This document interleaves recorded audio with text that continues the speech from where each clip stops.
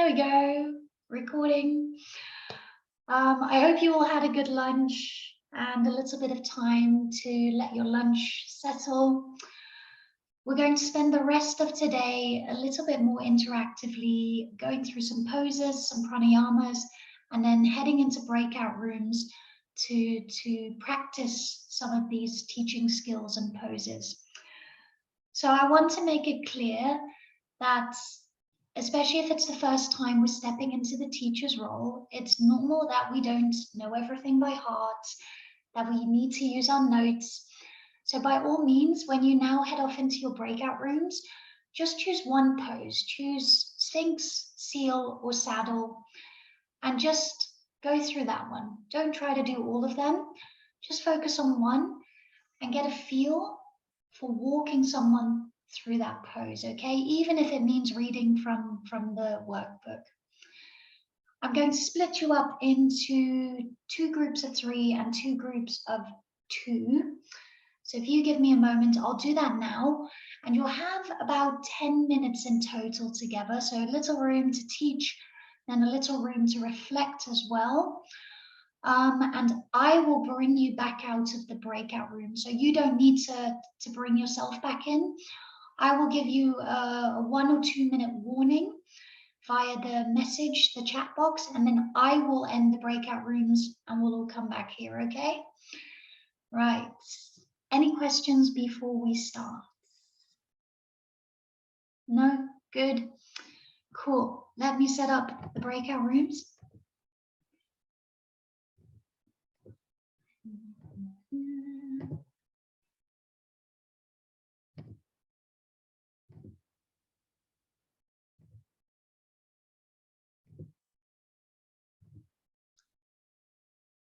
It always takes a moment, guys, because I have to do different numbers. I have to do the groups individually. Then I had...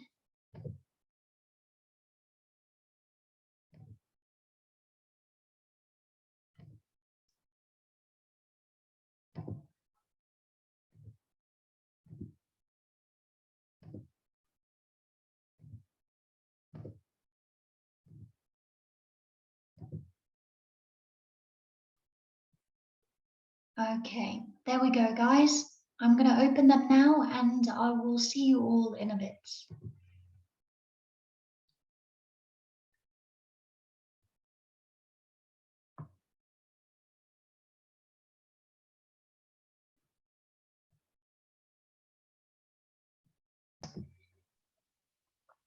You might have noticed in the class this morning that a couple of times I mentioned the name of the pose before we went into it.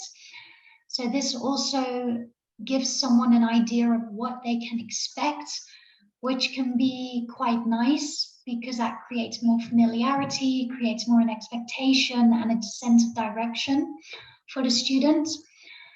However, if we start to add "we're gonna" to every single alignment or cue that we give, it can get a bit repetitive. So if we say, we're going to move our knee here, we're going to put our foot here, we're going to do this, we're going to raise the arm like this, we're going to breathe like this.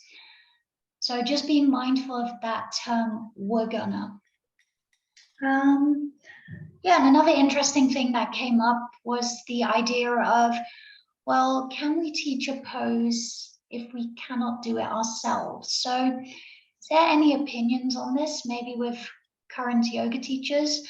Can we teach a pose that we cannot do ourselves? Yes, for sure.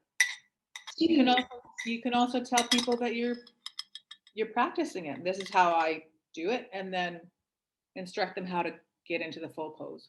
Yeah, yeah. Any other opinions? I find that it would be very hard for me to explain every step of the way without me actually knowing how to do it. You know, because I first of all have to feel it myself, but then again, it's their body, but still it's a lot harder. And when I teach, I do like to be practicing as well. So kind of going at the same pace, and yet I practice, yet I see how the student is doing at the same time. So this way they feel more connected and united. Yeah, really, Mhm. really nicely put, Alina. Mhm. Also, a good point is some students really enjoy doing the practice together, also in a one-on-one setting. A phrase I very often use when we are going to do something with our breath or a movement, I say, let's do this together, or I'm going to do this with you. And you can tell this tends to put people at a little bit more ease. They don't feel so watched or so analyzed. So it can be very nice for the student to feel like you as the teacher, the coach, or the guide is going through the practice with them. Something to be mindful of is the consideration of our own energy levels. Because when we are teaching someone to do a pose, we have to keep in mind we shouldn't be fully practicing the pose ourselves. Our main energy and attention should really be on ensuring our students' safety and ensuring that they are getting into the pose and experiencing the pose rather than ourselves. This is what makes us more of a client-centered approach in that, and that's why I also believe you can teach poses even if you don't do them yourself, because your job is to be there for your clients, not for yourself.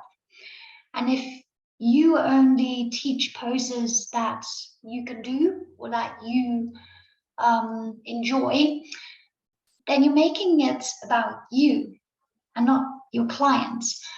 Whereas your client might really benefit from some of these poses that maybe you don't practice yourself. So as long as you have a good understanding of how to safely guide someone in and out of a pose, thinking of the contraindications, the alignments, the benefits, there shouldn't really be too much of a reason not to give that student an opportunity to experience that pose. So it's a discussion. There's two sides to the coin, because obviously there's also an experience that happens in the pose. So like Alina said, if you're not sure what the sensation is that comes up in that pose, how can you describe that to your students? But keep in mind, every student will experience a pose in their own way. And that's a mistake I made before, is that I would say to someone, well, you should feel this stretch here, or you should feel sensation here. And the person would say to me, well, actually, I feel something here, or, actually, I'm noticing something in this part of my body. So this was where I realized it's not my job to tell the student what they should feel. It's my job to give my students a place in which they can check in with how they feel and express how they feel. So food for thought there. Let's have a little look at some pranayama. So we're going to dip back and forth between pranayama and yoga poses this afternoon, just so that we don't get too bogged down with just the asana or just the pranayama. I'm going to share my screen.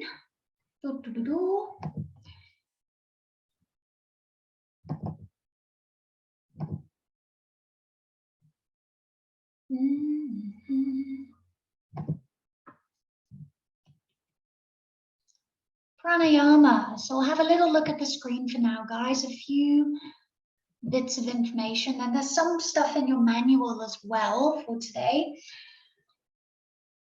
Pranayama. It's now we're coming more to the yogic philosophy side, away from the traditional Chinese medicine side. So what we call qi in TCM, we call prana in yoga or Ayurveda. And the word pranayama can be translated in a number of different ways. So when we look at Sanskrit, remember what I said in module 1, we're basing our translation on an interpretation of a language that's thousands of years old. Some people translate prana as life force or energy, and yama as control or restraint. However, the funny thing is that if we take the word ayama, so if we put an A in front of yama, which if you look at the word pranayama, it's pran ayama. Does anybody remember from module 1 what happens to a Sanskrit word when you put an A in front of it? It becomes the opposite.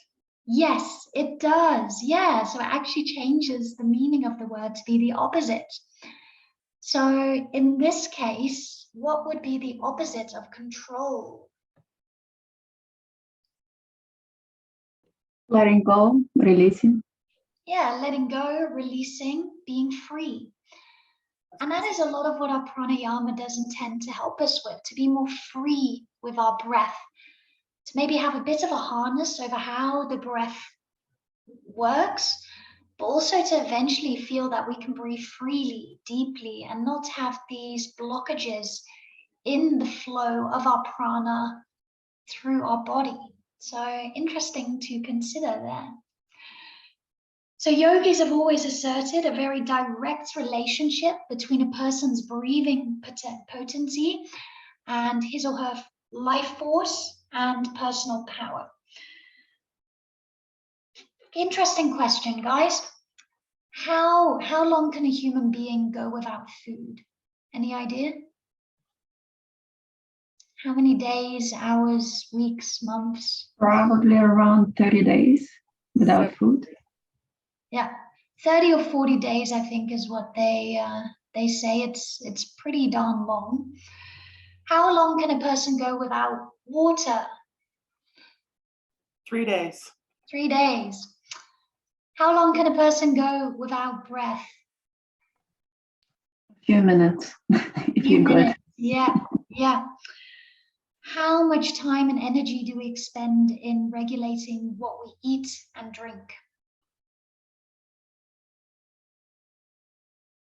Just in general, there's no fixed answer for that, but a lot of time, right? We're regulating what we eat or drink. Some of us maybe more than others. You know, if you look at magazines, there's always all sorts of diets being thrown around and how much water you should drink in a day, if it should be hot, cold, lukewarm. How much attention and energy does the average person on the street spend regulating or paying attention to their breath? Not much. Not much, right?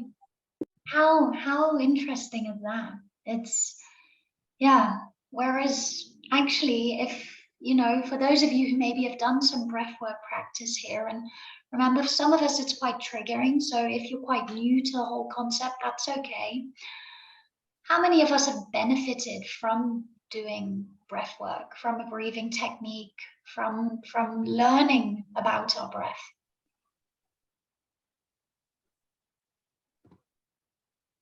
It is very beneficial. Yeah, yeah. So we've all normally at some point come across one breathing technique. Yeah, Jennifer, I see a thumbs up.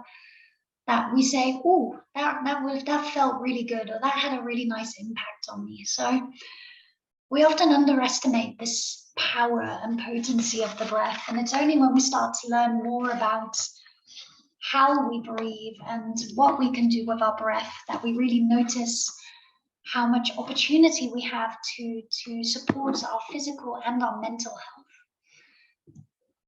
So, pranayama. The breath not only reflects our mental and emotional states, but can also change them. So does anybody remember a breathing technique we did this morning, in which one of the benefits I mentioned was that it helps to calm the nervous system? Ujjayi. Ujjayi, yes, not the one I'm thinking of though.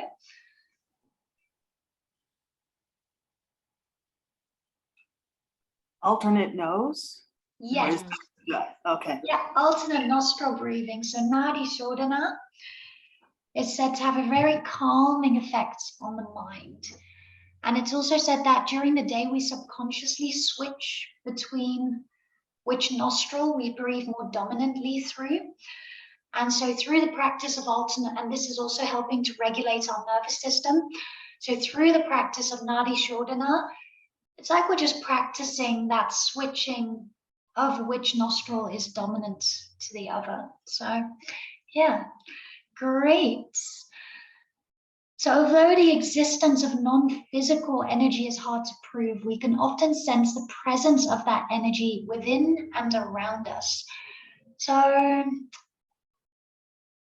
if you can think back to our practice yesterday with the gentle Kapalabhati, and then I asked you to place one hand over your rib and to breathe into that side of the body, was there anybody here who felt like they were breathing more strongly or more presently in that one side of the body? Yes, I could feel that. Yeah, thanks, Sue. Yeah. So you might have felt like you, even though we can't physically just breathe into one lung, we can create this sense of the energy or the effect of a practice through guiding our awareness into these different spaces. This is where things like yoga nidra can be really powerful as well. So if you've ever practiced yoga nidra, I think Amanda goes through that as well with you. We just simply bring our awareness to a certain body part, and sometimes it feels like that body part tingles or warms up. We really notice sensation in that body part, even though we haven't changed anything. And in this morning's practice as well, towards the end, I was inviting you to maybe reflect on if you felt you could sense more energy running through certain parts of the body, especially when we were taking a rebound between one side and the other. Could anybody notice a difference between one side and the other when we were taking those rebounds? Absolutely. Cool, cool, yeah. Again, it's a practice. So if you're saying, well, it was quite hard to get so consciously aware of the state of my body, that's completely okay. That's what we have this time for, to sense and feel. And above all, our yoga practice is not there to change us, but to simply just connect with ourselves a little deeper, maybe sense a bit more of what's happening within us. Breathing is both conscious and subconscious. If that's not on your screen, I apologize. I don't know why it's not showing, but it says breathing is both conscious and unconscious or subconscious. Breathing is dominated by the autonomic nervous system, so that's in the brain stem. And therefore, breathing happens when we think about it, but also when we don't think about it, luckily. When we consciously breathe, we're actually changing the parts of the brain that's controlling our breath. So we're becoming more aware of how we can change our breath, how it feels, where it's going. And this can also have a very calming effect on us, because we cannot breathe in the past, we cannot breathe in the future, we have to breathe in the present, and therefore we bring our attention to the present moment. There are 4 parts to your breath. So we often think of the 2, which is inhale, exhale. But we actually have 2 very little potent components in between, known as the internal retention and the external retention. So in Sanskrit, the inhalation is known as puraka, and the inhaled air that you take in is actually made up of only 16% oxygen, which I found a pretty interesting fact, because, we always say, oh, breathe in, to get oxygen in your body. But only 60% of the air that we breathe in is oxygen, 4% is carbon dioxide, and 79, I think, percent, approximately, is nitrogen. That gets us close to 100%. And our lungs only swap around 4 to 5% of this oxygen for carbon dioxide. So we might like to think breathing's very efficient, but it is, but it isn't. We get enough. Excuse me, frog in my throat. One moment.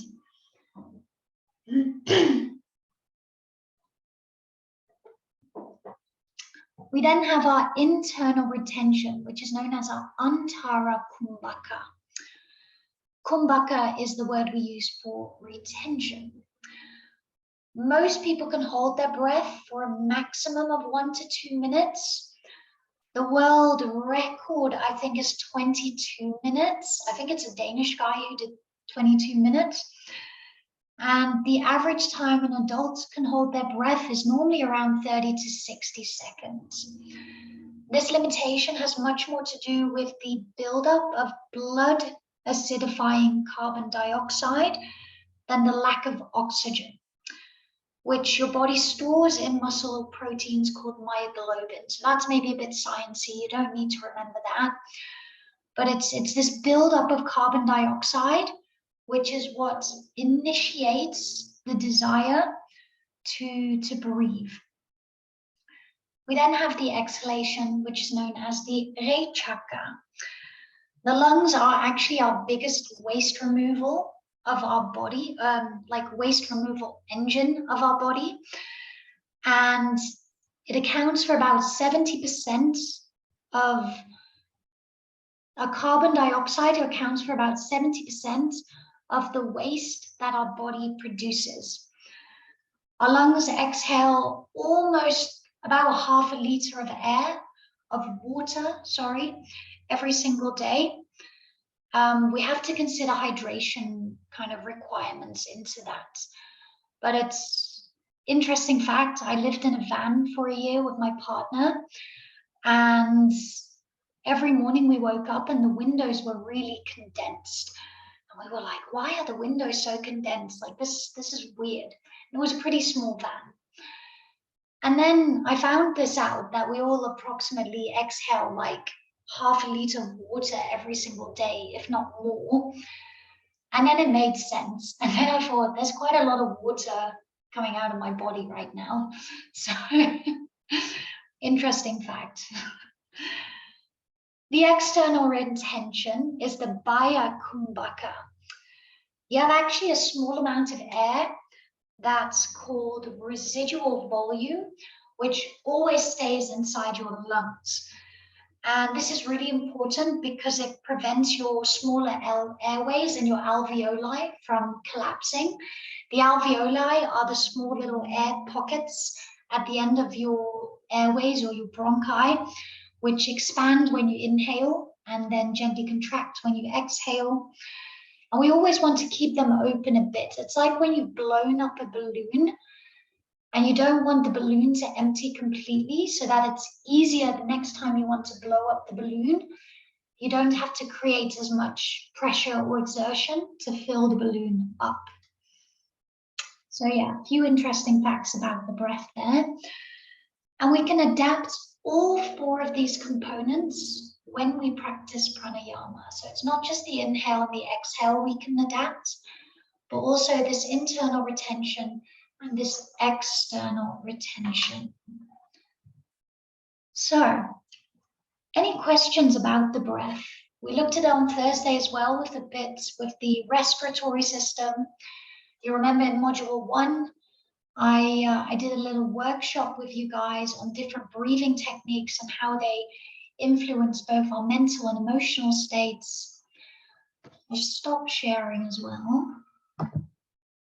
Is there anything in the chat that needs attention? Nope, it's all good in the chat. Cool guys. So we're going to have a look at 5 pranayama techniques. And I made a manual once, and I've been working on like a big pranayama teacher training. And I think I managed to cover nearly 50 techniques in total. So we are taking a small bite of the big pranayama apple. Most of these techniques focus on bringing the body into a parasympathetic nervous state. So we're looking at ways how we can calm the body. We'll start with Dirga Pranayama and Ujjayi breath. So you can find those in your manual. And I've actually taken this directly from the big manual once created. It was one of those projects that's sitting in my cupboard, still needs to get done. So we'll look at Dirga Pranayama. and then Ujjayi breathing, and then we'll split up into our breakout rooms and have a little try of explaining those to each other. How are we feeling, guys? Is the afternoon dip hitting, or are we present? A little bit of shaking, a little bit of...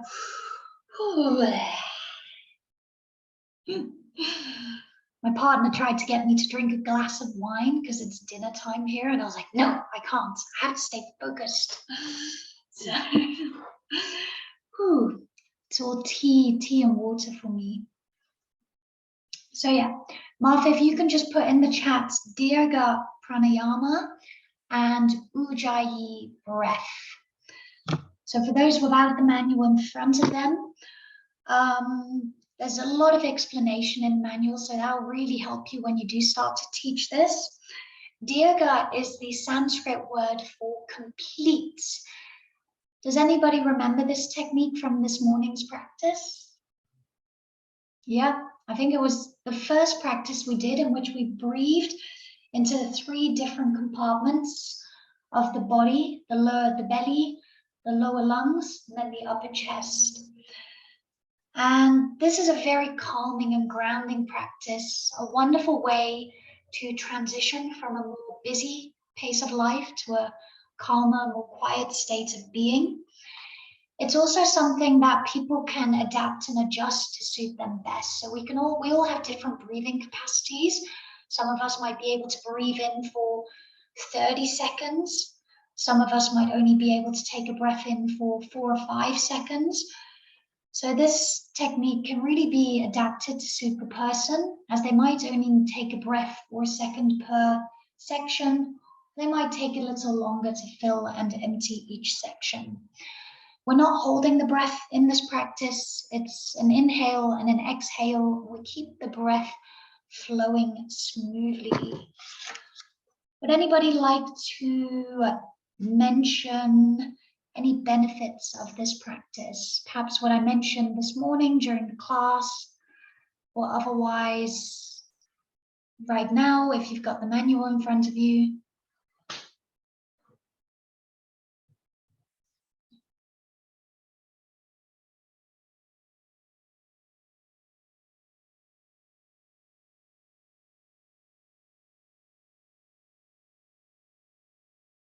Can you say the question once more?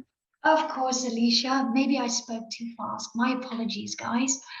What's the benefits of Dirga Pranayama?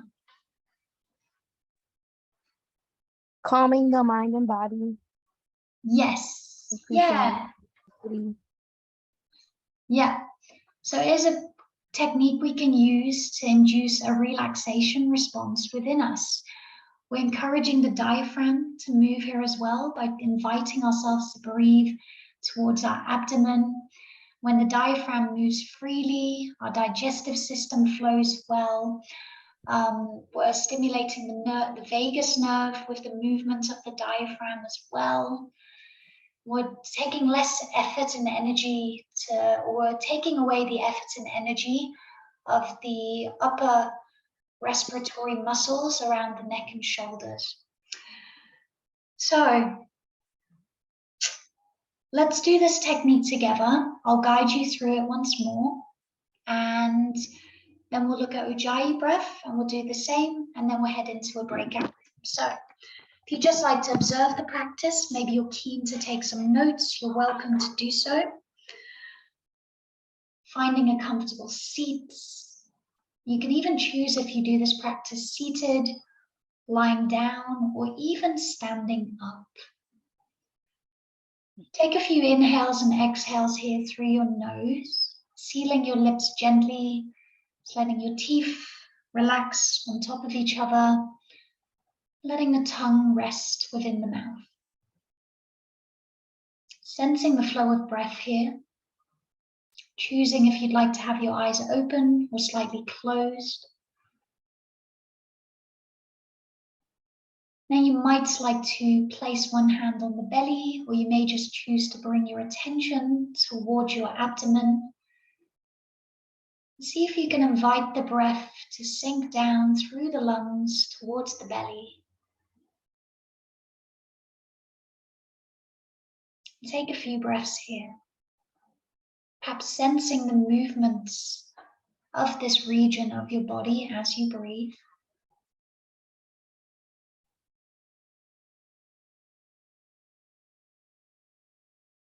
You might like to imagine the abdomen gently expanding like a balloon.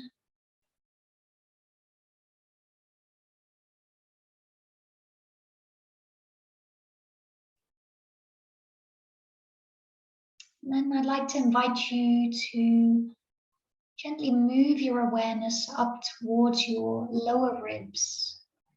You might like to place your hands here or simply bring your awareness here.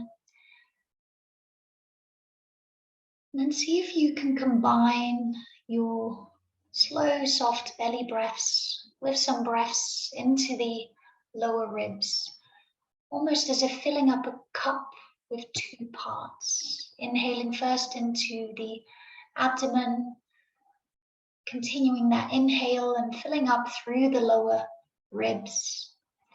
Exhaling, emptying through the lower ribs, then emptying through the abdomen.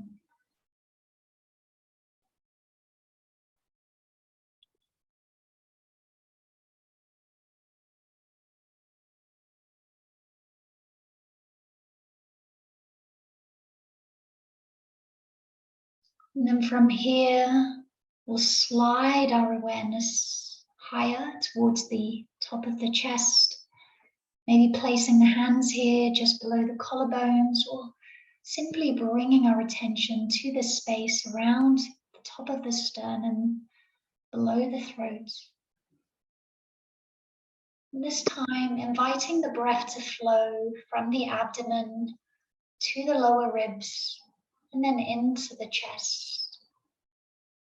This time, perhaps imagining a cup that you fill up with 3 sips of inhale, taking no pauses in between. Exhaling, emptying through the chest, then the ribs, and then the abdomen. Repeating this a few times. Doesn't matter how long the breath is, it's finding a comfortable pace that suits you best.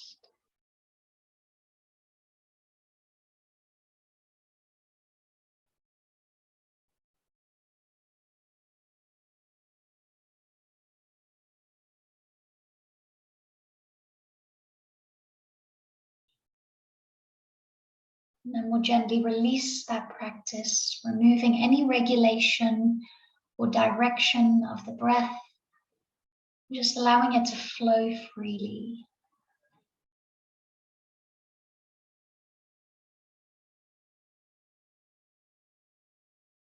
You may have noticed that the body feels perhaps a bit calmer. Perhaps the mind feels a bit quieter.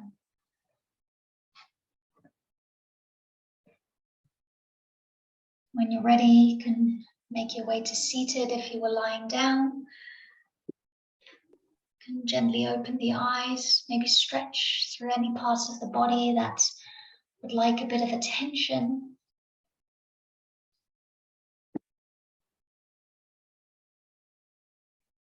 And taking a moment to just notice the effects of that practice. Maybe noticing how that felt through the body.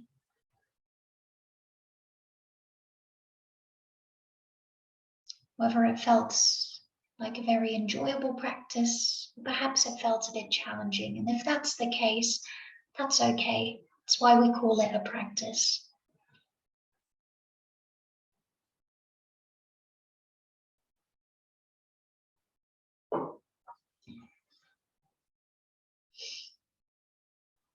Okay. Any questions before we look at Ujjayi breath?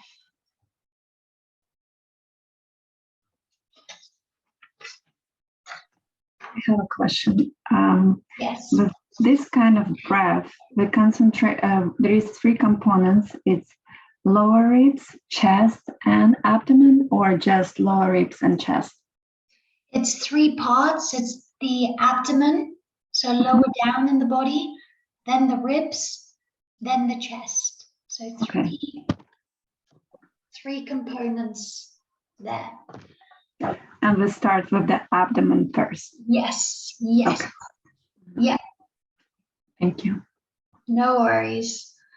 If it feels really challenging for you or for your clients or students, can also do it as just 2 parts, focusing only on the belly and the lower ribs. So you can even simplify the practice and keeping the breath low, which is what encourages diaphragmatic breathing and avoiding then breathing into the chest. So, yeah. So Manuk, I just want to clarify, the inhale is bottom to top, so belly, ribs, chest. That's the inhale. And then the exhale is top to bottom? Yes. Oh, okay. Yeah. So it's inhale, exhale. Okay, gotcha. Inhale, exhale. So that's why I say imagine filling a cup and emptying a cup. Right.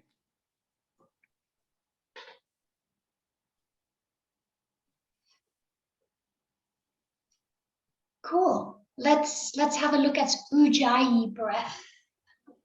Ujjayi. So Ujjayi breath, it's often known as victorious or ocean breath because of the sound we make with our throats when we instigate this pranayama. It's actually commonly seen in a vinyasa or Ashtanga yoga practice. And that's why it sometimes gets this connotation of being a really heated and very strong or an almost aggressive type of breathing. So, however, the original purpose or intention of Ujjayi breathing was to create more awareness of the breath through the throat. So we used it as an anchor, just like we did this morning in the yin yoga practice. I like to think of Ujjayi breath like a garden hose, and I'm trying to remember which teacher told me this. I can't remember her name right now. I'll have to look her up. But she also described it as a garden hose, and I really resonated with that in this idea of the breath, the throat being a hose. And it's like we're just gently placing our thumb over the top of this hose so that as the water comes out, we're creating a little bit more power and energy with that breath. So, few different ways we can describe to someone how we do this technique. And this is where I really like the concept of visualization because I really enjoy imagining this nose in front of the throat and inviting you to breathe through this nose. So maybe you tried that this morning. Another way we can do it is to imagine fogging up a mirror or a glass. So maybe you did that, or you've done it I did as a child in the car, and I draw smiley faces on the window. But it's when we make the sound. So if we're trying to fog something up, but we make this with the mouth closed. So it's like we go.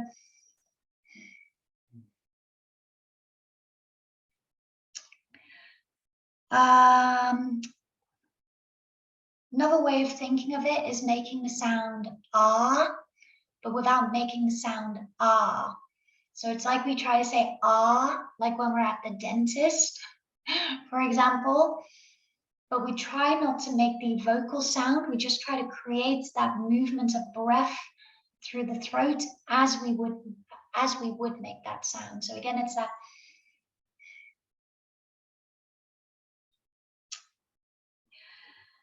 This isn't a really ideal practice for someone who tends to hold their throats in the sense of the muscles being really tight along the neck and throat.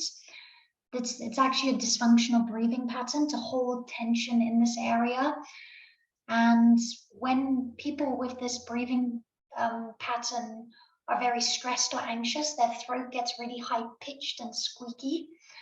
So, and I think this also has to do with the vagus nerve as well. So this is a sign that perhaps this is not a good technique for that person, because we are creating a little bit of a restriction through the throat there. So why would we do this practice? As I said, it directs your concentration and awareness towards your breath. It can really help calm the fight-flight response and induce relaxation through this ability to bring you to the present moment. I find it best to get the hang of the technique first on the exhale, and then notice how my throat is gently constricted, and then try to keep that constriction for the inhale. So when we're first practicing this or explaining it to someone, we might first just say, okay, let's work with this on the exhale. So imagine trying to fog up a mirror with the mouth closed. Imagine trying to breathe out through this nose in your throat. So there's a lot of different ways that we can explain this. So let's do this together once, and then we'll head off into our own rooms. Again, you may choose to just observe this practice, maybe write some notes, or you might like to try some of the different techniques that I've just mentioned. It's ideal to do this practice seated. However, it can also be done standing or supine. Take a moment to center and arrive, maybe checking in with the room around you, taking a few breaths in and out through your nose.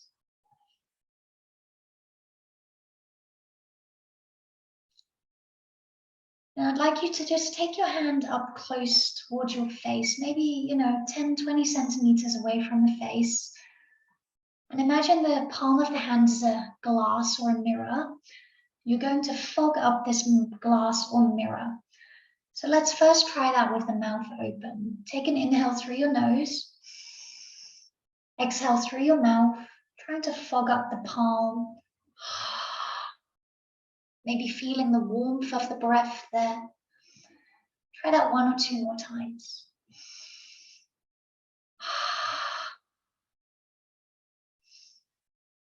See if you can notice where the throat gently constricts here, usually towards the top of the throat in the back.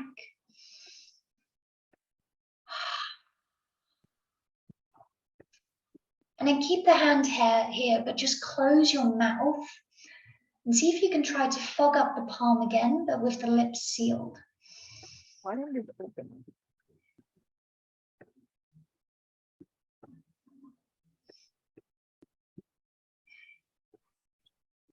And see if you can notice a sound here through the breath as you try this.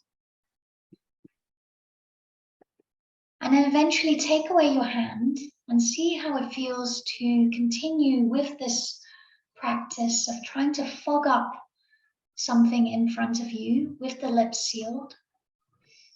Just being mindful if your microphone is unmuted at this point. And then see if you can notice that constriction and hold it on your inhale as well now.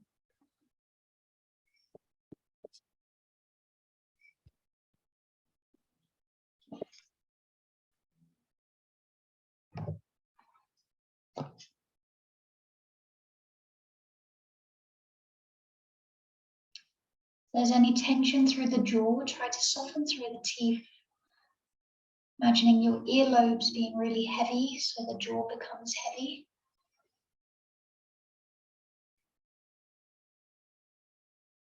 And then gently just releasing that practice. Once more, just reflecting on how that felt.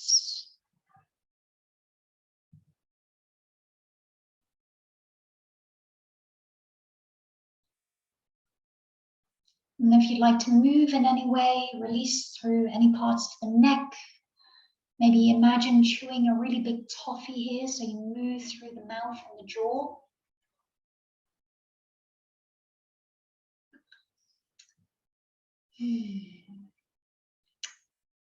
So before we head into breakout rooms in which you can choose either to practice teaching Dirga Pranayama or Ujjayi Pranayama. Are there any questions or comments?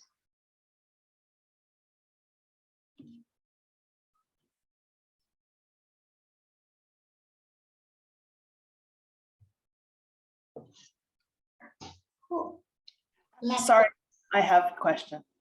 Yeah, go on, Jennifer. For the first one, the mouth is open, and for the second one, the mouth is closed. So traditionally, Ujjayi is done completely with the mouth closed. However, oftentimes to sense how we can practice this technique, it's quite useful to first do it with the mouth open a couple of times. Okay. So if you're teaching someone this for the first time, it can be really helpful to do how we just did it, which is to first try with the mouth open and fogging up the palm, and then closing the mouth and practicing with the mouth closed. But traditionally, you would be taught, okay, seal your lips, activate Ujjayi Pranayama, breathe like this for a couple of minutes. However, what we're just introducing is a couple of small steps that we can use to explain how to practice the pranayama. Does that help?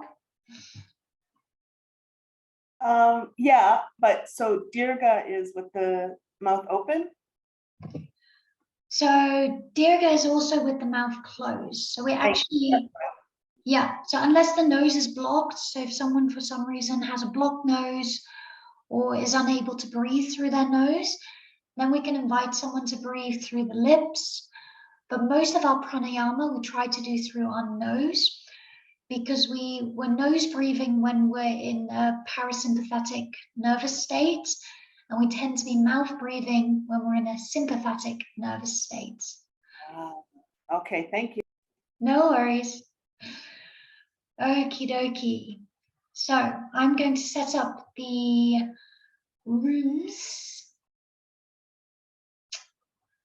Boom, boom, boom.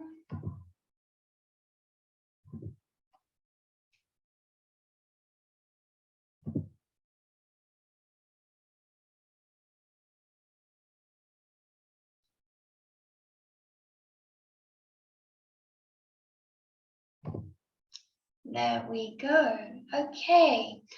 So once again, you'll have a couple of minutes to practice this either in a group of 2 or 3. Just choose one.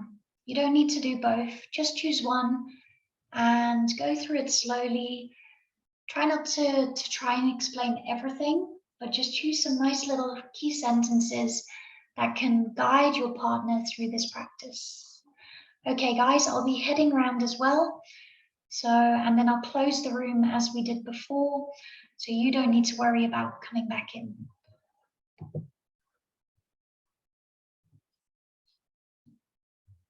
There we go.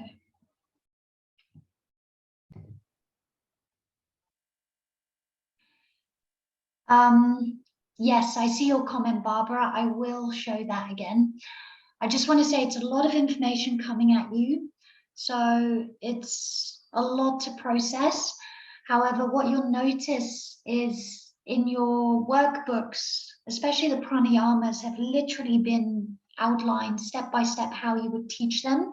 So this is very handy, and that's yours to keep, guys. You can use that when you first start teaching. Have a few notes nearby, that's okay. For the yoga poses as well, a lot of different versions, variations, contraindications. I know, but that's why Martha and I were so clever to put a lot of other material and resources into this module. So you have 11 yin yoga classes of mine that you can watch.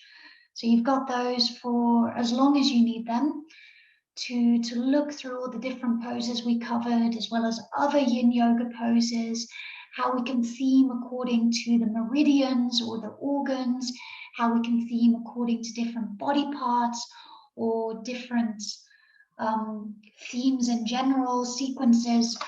So, you know, I know it's a lot right now, but I promise you by the end of this month, all the puzzle pieces fall into place and you're like, ah, we're Martha, you're also going to have the opportunity to practice teaching again, to explore some really restorative yoga and also see some restorative yoga classes. So I promise you there's enough resources out there, and obviously we are here to support you. Our job is literally to be your guides and to help you in any way. So if questions come up, if you're feeling a bit uncertain about how to explain something or something doesn't quite make sense, just reach out. That's what we're here for. That's what we're happy to do. I mean, I speak for myself, maybe Martha as well. That's what we dedicate our lives to. Totally. I want to put hearts everywhere because I completely agree with Manu. We're here for you in any way we can support you. And Yeah, we know how scary it is. We've both been here. We know yeah, how scary teaching is. Right? So yeah, you got it. yeah. And I was just telling Martha, I still remember the first yoga poses I had to teach for a class. During my teacher training, it was Lord of the Fish pose, Ardha Matsyendrasana, and Shavasana, which I was really happy about. So I still remember the moment I had to teach those and thinking, oh my gosh. And, you know, I had like a whole script of notes of what I needed to explain, what I needed to remember. So it's really normal to feel like, oh, it's so much. But that's why we practice. That's why we take this time to do this together, to have this safe space where we can see how it feels to let these words come out of our mouth to guide someone, okay? So don't get too nervous when you head into your breakout room and think, oh my gosh, where do I begin? One of you is going to explain some benefits and contraindications of the poses or pranayamas that you've got. And one of you is going to guide us as a group when we come out of the breakout rooms through a pose or a pranayama, okay? So one thing I'll quickly cover, and then I'll bring up the sheet again so you see which group you're in, what poses you have, is Brahmari breathing, as this is the only technique we haven't covered so far. And Ellie, I'll cover Samavriti really shortly as well. So Brahmari breathing, you'll see it in your manual as well. It's known as bee's breath or hummingbee breath. And we quite literally make the sound of a hummingbee. So humming is one of the most potent ways to induce a relaxation response. We're working with the larynx and the pharynx to vibrate this area, which is where the vagus nerve runs. Humming is also said to stimulate certain parts of the brain, such as the pituitary gland and the pineal gland. And these subtle vibrations, again, induce this relaxation response through the brain and the mind. So very potent technique, very simply done. First way we can do it is simply hum through the lips with the hands on the lap like this.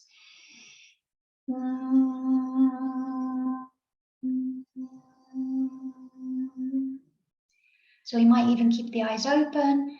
And all we're doing is just trying to hum through the throat with the lips sealed.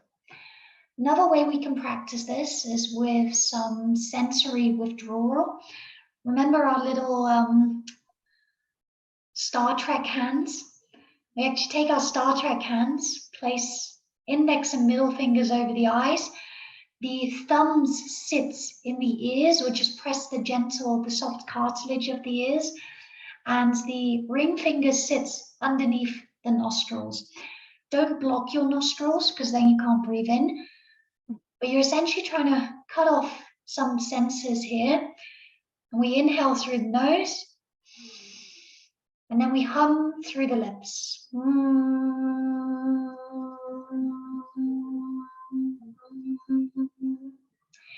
If you don't want to cover your face with your hands, you can also cup the ears like this.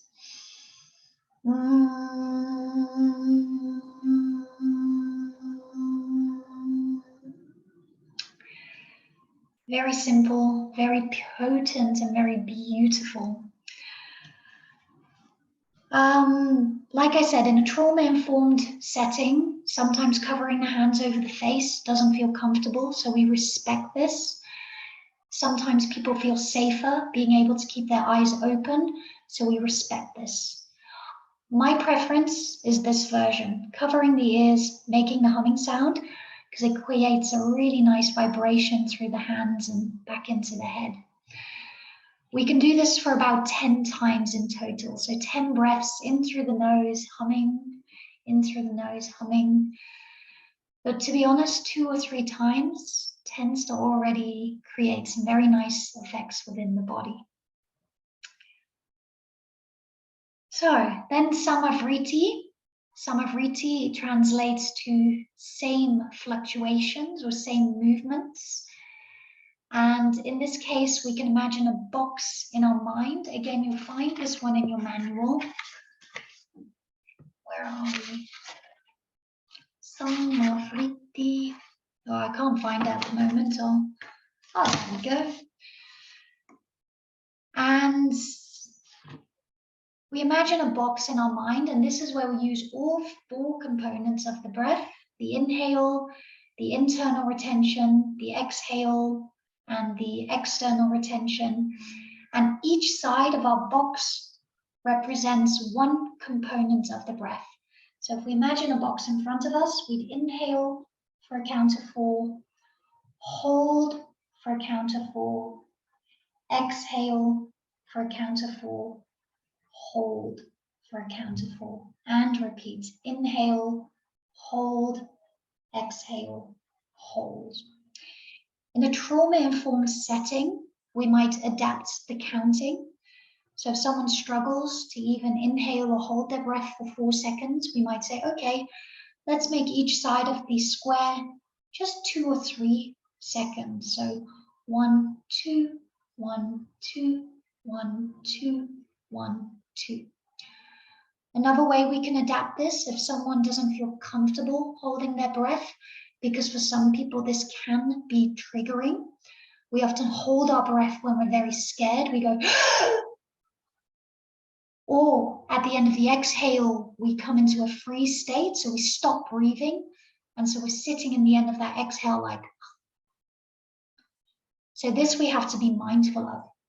In this case, we might inhale for 4, hold for 2, exhale for 4, hold for 2. So it becomes more of a rectangle. Another approach could be a triangle instead of a square. It's normally the holding of the breath that gets a lot of people, that can be agitating for some people. So we might say inhale for 4, exhale for 4, hold for 4. Inhale for 4, exhale for 4, hold for 4. Let's try with 4, 4, 4, 4. Okay, Ellie? So you don't need to explain all those techniques today. Just start with practicing. How do we explain to someone how to breathe in for 4, hold for 4, exhale for 4, hold for 4. That's the foundation. Thanks much. Thank you. No worries. Remembered when you said yesterday. I missed what you said, Ellie. Sorry, your microphone didn't catch you. I remembered when you said that we have done it yesterday. I remembered. Yeah, oh, good. Yeah, so by now we've covered all the techniques I've mentioned, either together in a group or during the Yin Yoga class. So obviously use your manuals for this, guys. If you're a bit more experienced, maybe you've taught some of these poses, so you have a little leg up.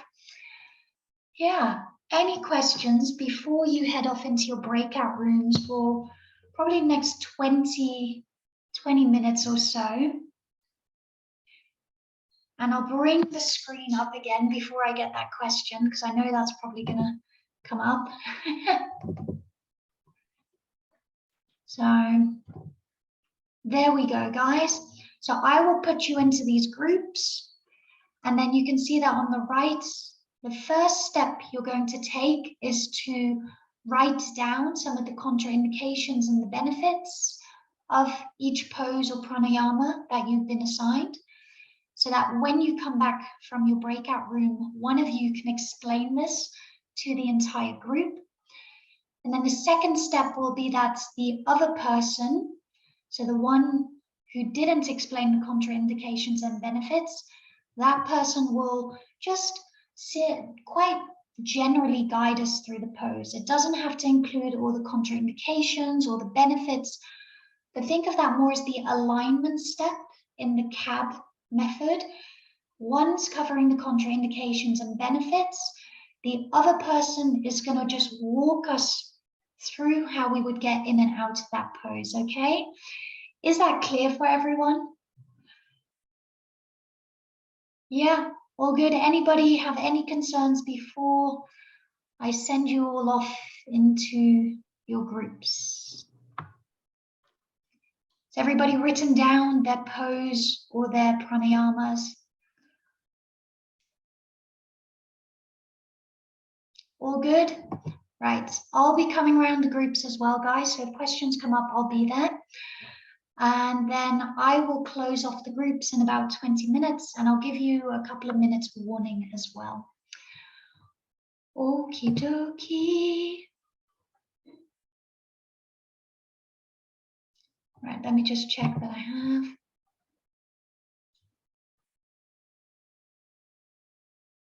Wonderful, guys. I'll see you all soon.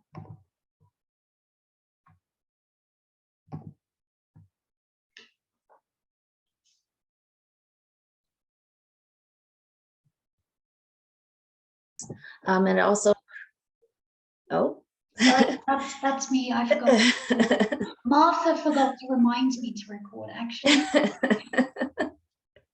And if you're doing the side bend variation, it also creates space in the rib cage. Contraindication is that if you have any sort of knee injury, you can tuck the front heel closer to the groin. Beautiful. Thank you, Erin. And who is going to guide us through one of the practices?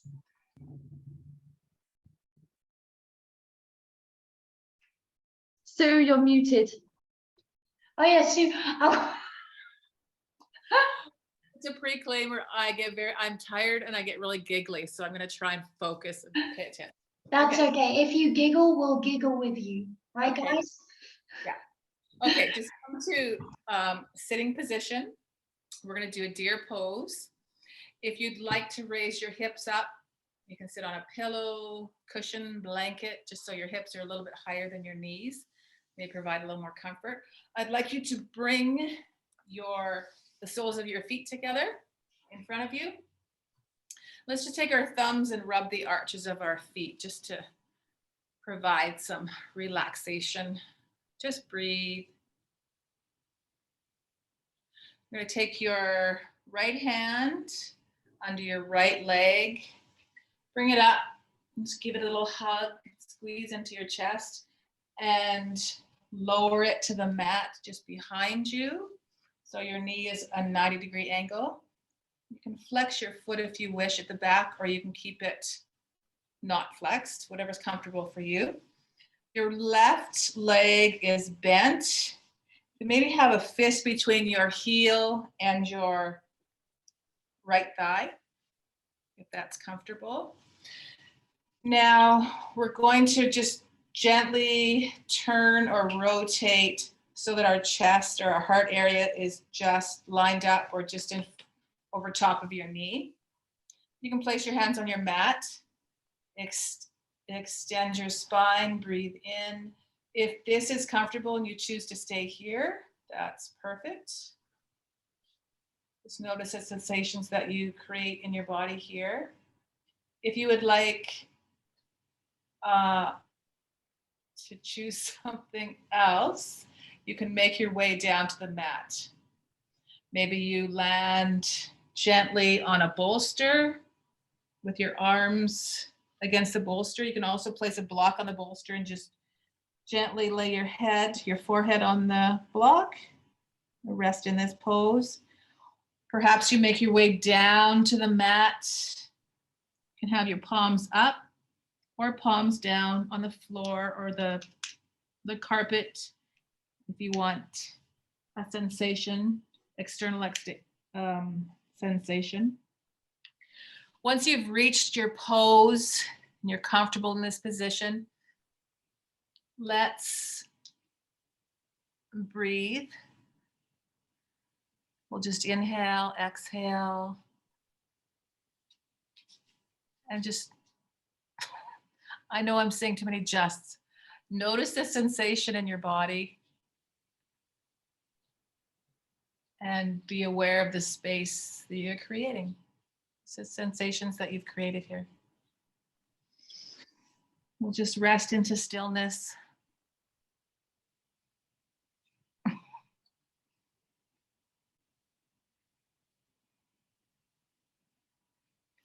On your next exhale, just gently and slowly exit this pose.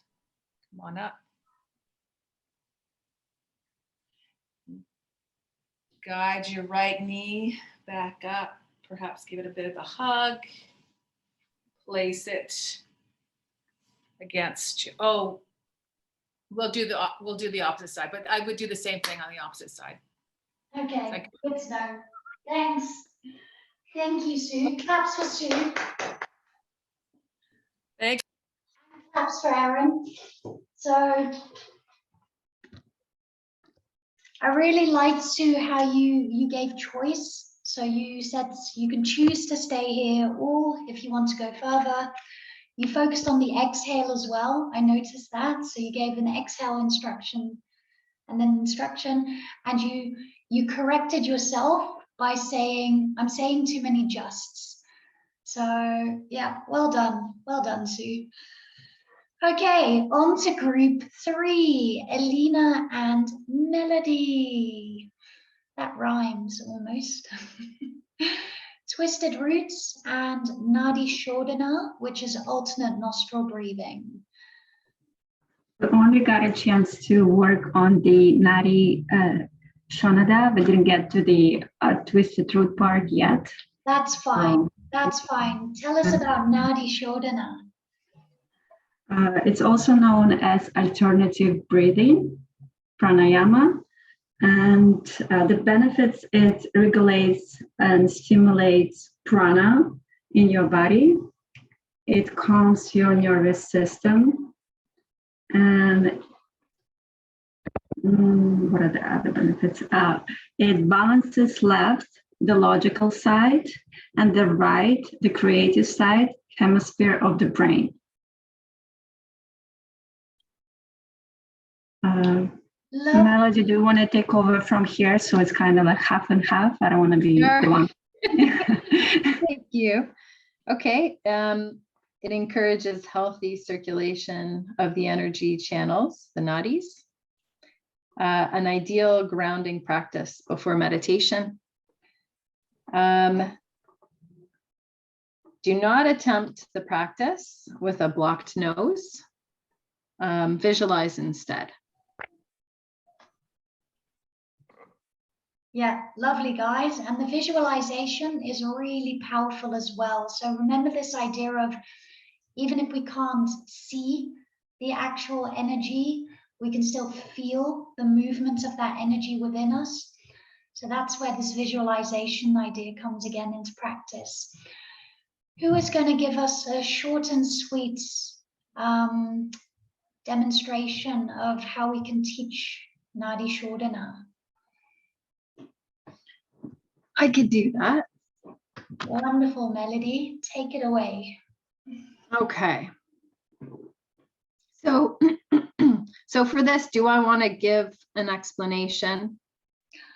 Or have we already, we've already done that? The steps. Just talk through the steps.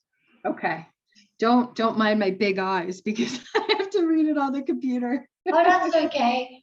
Okay. I'm happy to look into your eyes. Okay, so I invite you to find a comfortable seat and feel the nice mat or the chair underneath your body. And take a nice inhale in and an exhale out. We're going to place, I didn't want to say we're going to. I invite you to place the thumb on your right nostril and whatever's comfortable with you, for you, to place a finger on the opposite nostril. We're going to exhale through both nostrils. Cover the right nostril with the thumb and inhale through the left nostril. Close the left nostril. Pause at the top of the inhale. Open the right nostril and exhale through the right nostril. Inhale through the right nostril. Close the right nostril if you're comfortable and pause. Open the left nostril and exhale. And repeat this for about a minute, well, 3 to 5 minutes at your own pace, as long as it feels comfortable.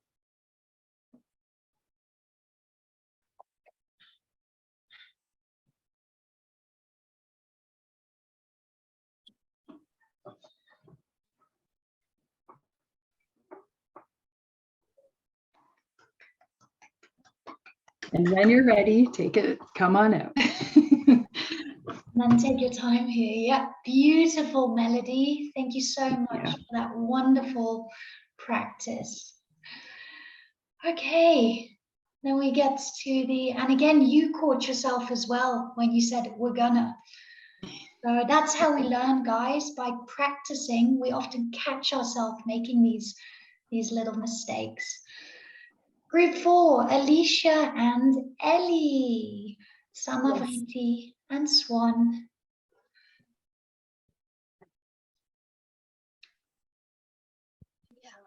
We didn't have the time to cover both positions. I mean, we barely covered the swan.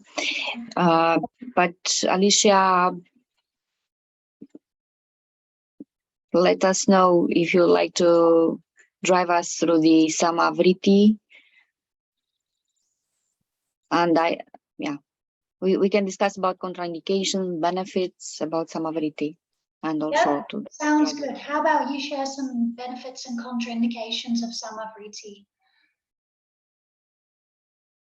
Who, me, Alicia?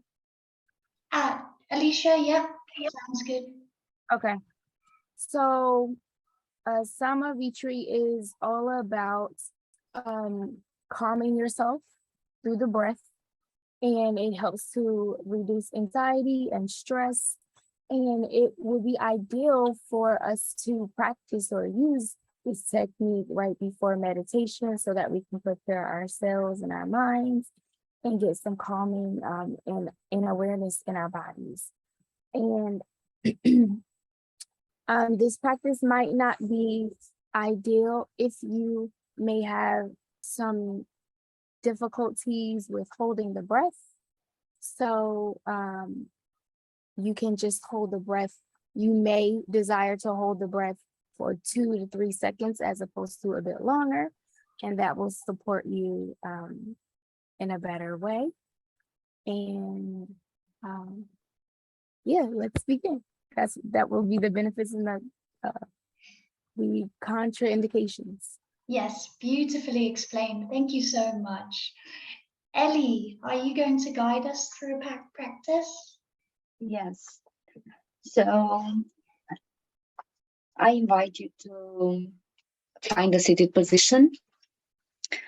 And we are going to do together the Samavriti technique.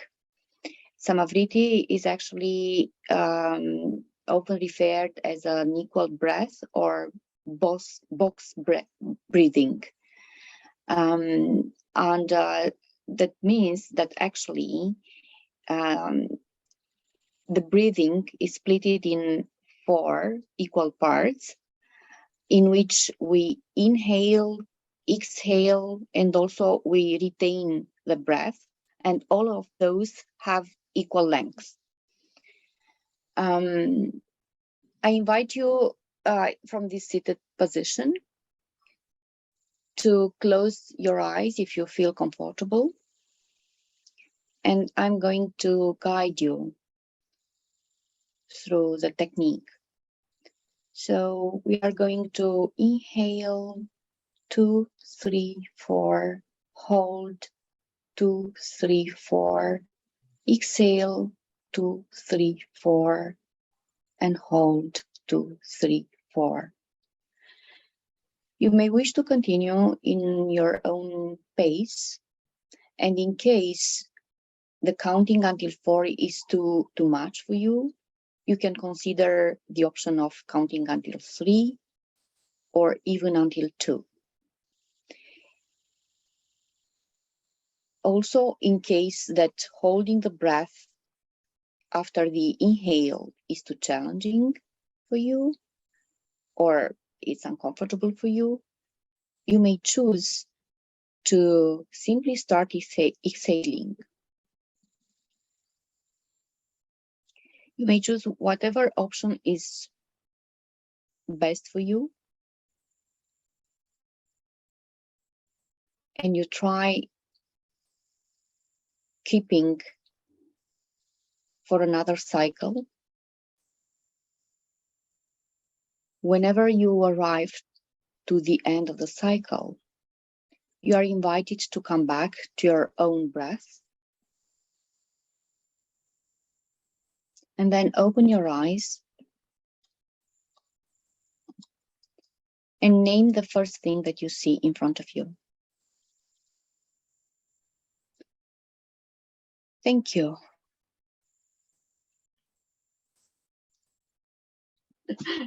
Thank you, Ellie. That was fantastic. And especially the mention of notice or name what you see in front of you when you open your eyes. Wonderful addition to help people externalize and bring their awareness back to where they are, to bring that attention more outward. So thank you for that. What a wonderful way to finish today. Okay. Wow, guys, we've reached the end of the day. You can give yourself a really big pat on the back, a really big hug as well. Big cheesy grin. Yeah, that's it from me for this module. Obviously, if you have questions, by all means, I'm happy to stay on a couple of more minutes and answer them. I'll keep the recording. So if you're not here, you'll catch that. Otherwise, you can drop in the Facebook group. You can send me an email.